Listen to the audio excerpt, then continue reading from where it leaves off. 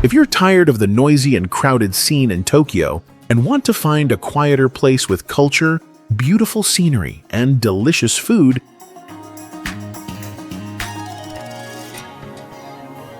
then I think Kanazawa is a reasonable destination.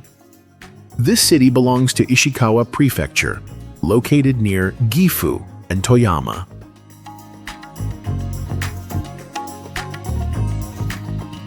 It's not as famous as Kyoto or Osaka, but it has plenty to discover.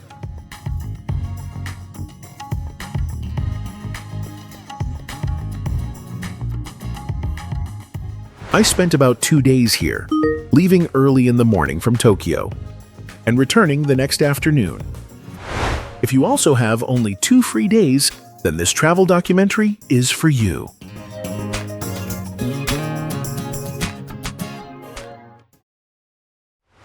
Transportation from Tokyo. I departed from Tokyo Station at around 7 a.m. I booked my Shinkansen ticket online in advance, using the Hokuriku Shinkansen line. The train goes directly to Kanazawa in about 2.5 to 3 hours, depending on the type of train. I chose the Kagayaki train, the fastest type. If you've never taken a bullet train in Japan before, I suggest leaving a bit early to enjoy the full experience. Choose a window seat, buy a bento box at the station, grab a hot cup of coffee from a vending machine. Then sit back and enjoy the view as the train starts gliding along. The farther we got from Tokyo, the fewer tall buildings I saw, replaced instead by fields and hills. If you go during the colder months, you might see snow covering the mountains and small towns along the route. The train is very quiet. Hardly anyone speaks loudly. I took the opportunity to have breakfast with a bento of grilled salmon and rolled omelet, followed by a hot latte to stay alert.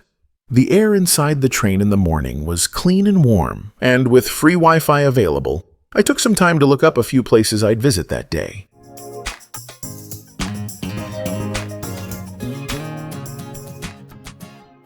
The train arrived in Kanazawa right on time, as always. Stepping out of Kanazawa Station, the first thing I saw was the Suzumi Gate. 2 large wooden pillars resembling upright drums standing in front of the entrance. This gate is the symbol of the city, simple but striking. You can see it clearly from afar. The air here felt much quieter than in Tokyo, and I felt at ease the moment I got off the train.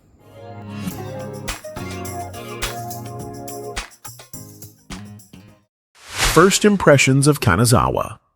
Kanazawa is not a very large city, but it's clean and modern. As soon as I stepped out of the station, what impressed me and stuck in my memory about Kanazawa was the striking Suzumi Gate. This is one of the symbols of Kanazawa, resembling a giant wooden drum placed right in front of the station. I stayed at a capsule hotel a few minutes' walk from the station, priced around 38 to 40 USD per night. The room had all the basic amenities. There was a place for luggage, a bed with a soft mattress, a reading light, and the shared bathroom was clean with no unpleasant odors.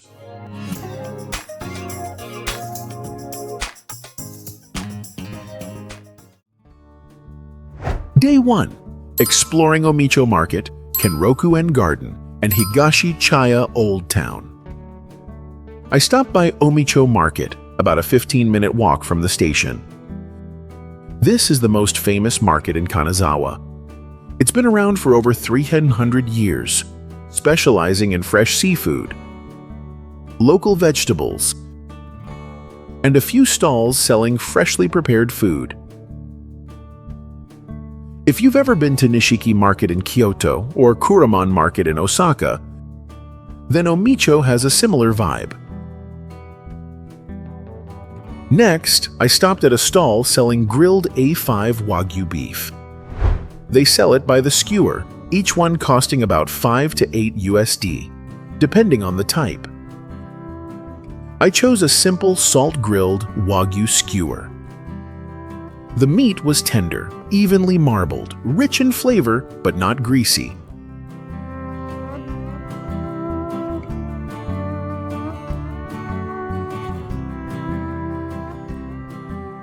Next to it, I also ordered a grilled scallop about the size of a palm, drizzled with soy sauce and grilled on the spot. Sweet, firm, and very satisfying. If you're into sashimi, there are also many small places here selling seafood rice bowls, kaisenden, priced from $6.50 to $16.30 USD depending on the fish. I didn't have sashimi at the time because I wanted to save room for dinner. After eating, I walked to a nearby coffee shop to rest. The place was small, with wooden tables and chairs and no music playing. I ordered a hot latte and sat at a window seat looking out to the street. The atmosphere was quiet, and just sipping coffee while looking outside felt really relaxing. I left the cafe and walked straight to Kenroku-en Garden. This is one of the main attractions in Kanazawa. It's about a 20-minute walk from Omicho Market. The road is paved with stone, lined with big trees, small shops, and clearly marked signs in both Japanese and English. Luckily, admission to the garden was free that day.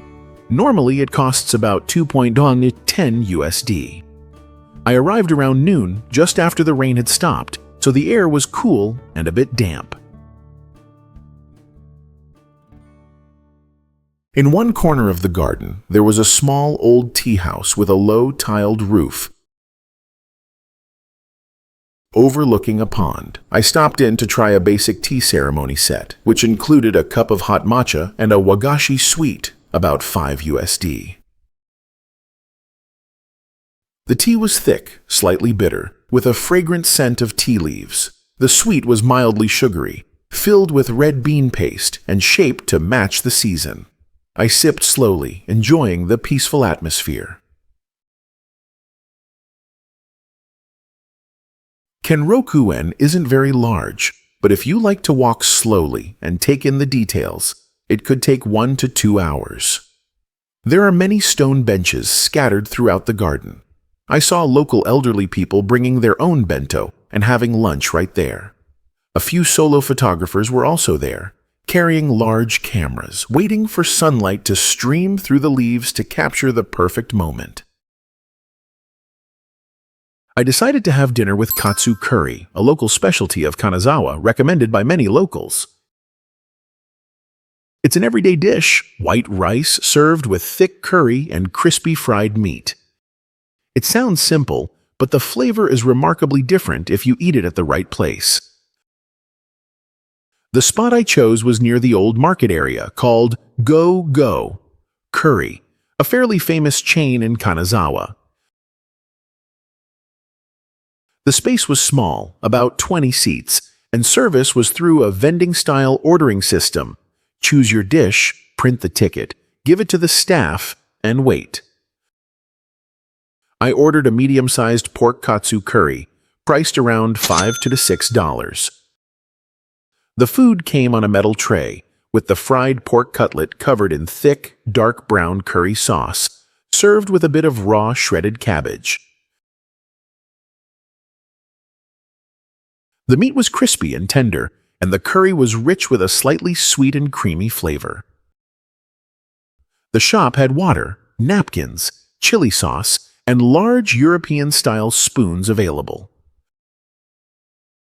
What I appreciated was that even though it's a budget spot, everything was clean, tidy, and the service was impressively fast. After dinner, I took a walk around Kanazawa's downtown area. The weather was cool, and a few groups of students were out for the evening, along with couples walking close together under the yellow lights. The streets here didn't have as many flashy signs as Tokyo or Osaka, mostly 2- or 3-story buildings, warm white lights, and gently opened shops. I stopped at a stall near the station selling mini castella cakes. They bake them on the spot, small round cakes about the size of a fist, soft and fragrant when eaten hot. A simple egg cake style, but very addictive. I bought a box of 6 to bring back, planning to eat them the next morning. I returned to the hotel, took a hot shower, then sat down to jot down the day's journey in my notebook. A habit I keep when visiting cities like this.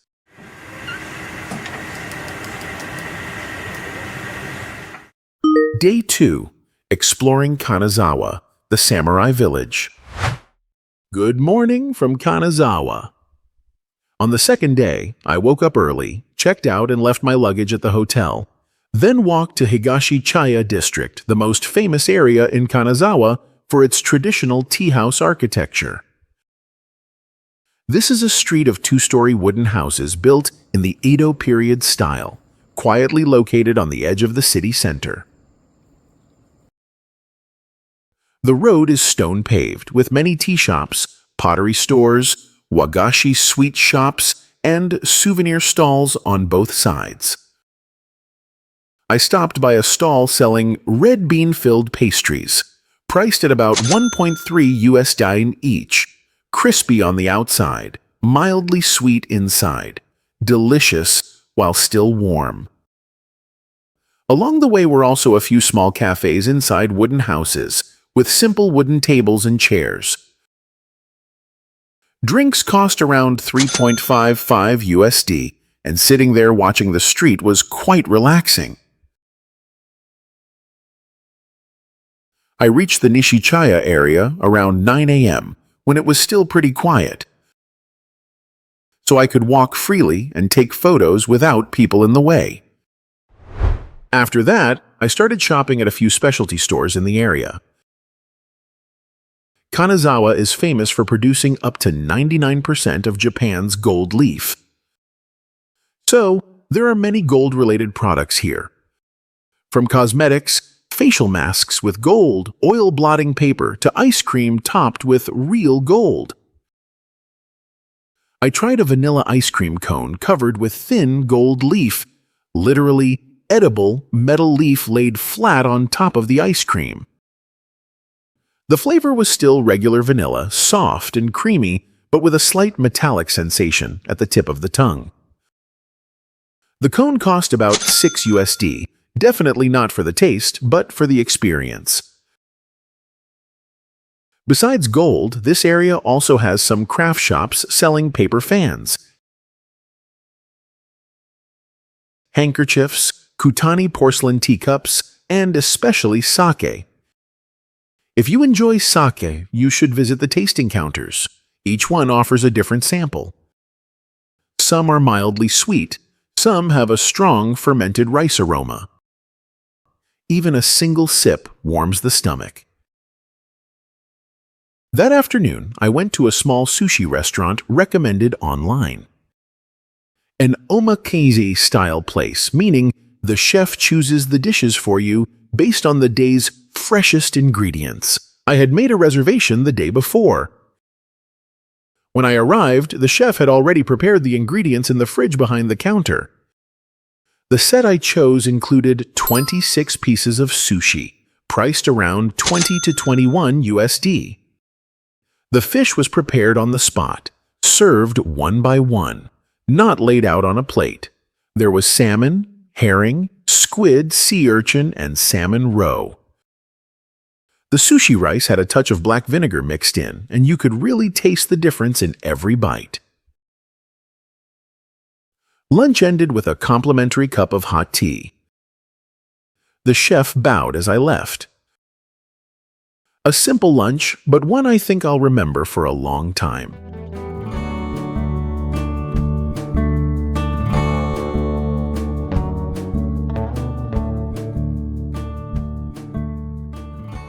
After lunch, I walked to a small temple located near central Kanazawa. What made it special was that, when I arrived, the temple was preparing for a local festival. The scene was very down-to-earth, a few elderly people tying up paper lanterns, kids in yukata running around, adults setting up bamboo stalls to sell drinks and grilled pastries. A group was practicing taiko drumming in the front yard. The beats were strong, rhythmic, and steady. I watched for about 15 minutes. Then an elderly lady invited me to have a free cup of cold tea. Next, I walked to the 21st Century Museum of Contemporary Art. Famous for its illusion pool piece, Leandro Ehrlich's swimming pool. Admission was about $3. Inside, the space is divided into sections, each showcasing a different theme. I started in the installation room. There was one space filled entirely with mirrors, where your reflection repeated endlessly. Nearby was a display of household objects like tables, chairs, and fridges, but arranged upside down, hanging from the ceiling. I spent the most time at the illusion pool area. From above, it looked like a normal swimming pool with people walking around at the bottom, as if swimming.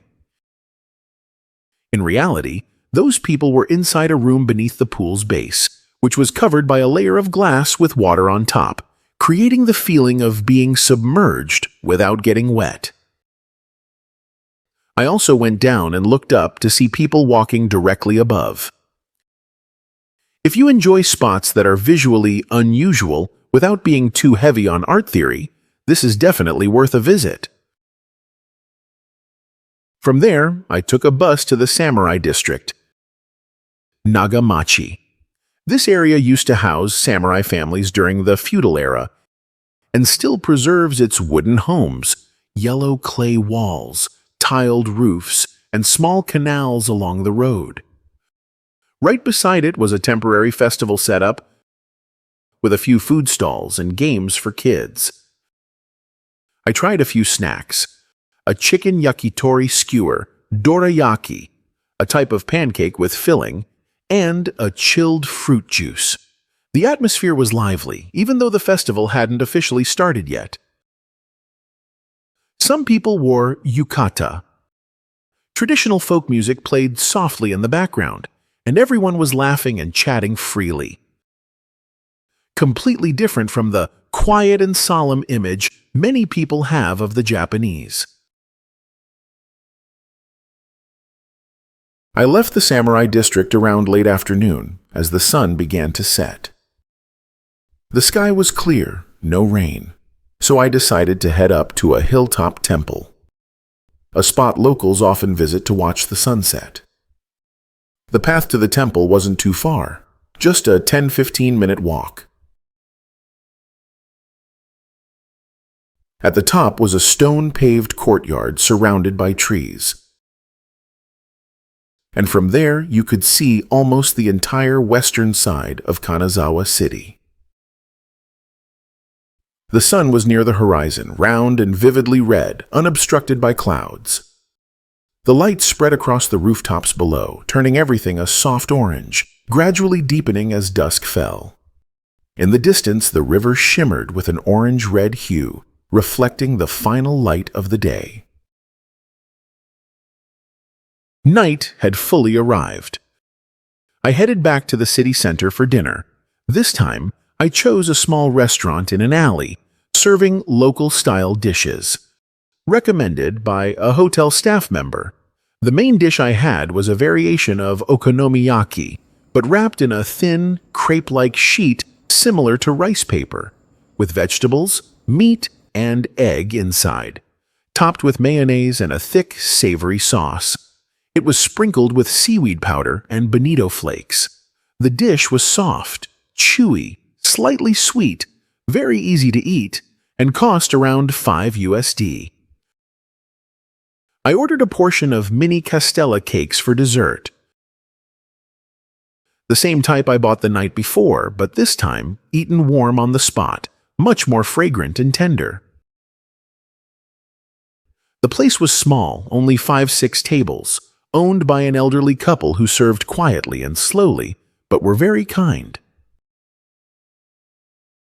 I ate slowly, since this was my final meal before leaving the city the next morning. And if you're planning a short trip to Kanazawa and want to know roughly how much it might cost, Below is a real breakdown of my expenses from the 2-day, 1-night trip. Traveling comfortably, eating well, and enjoying the experience without going overboard. The total cost for this trip was around $291 to $325 USD for 2 days and 1 night, including food, sightseeing, and basic shopping. If you're planning to visit Kanazawa, this budget is quite reasonable for a relaxing trip without having to worry too much about money.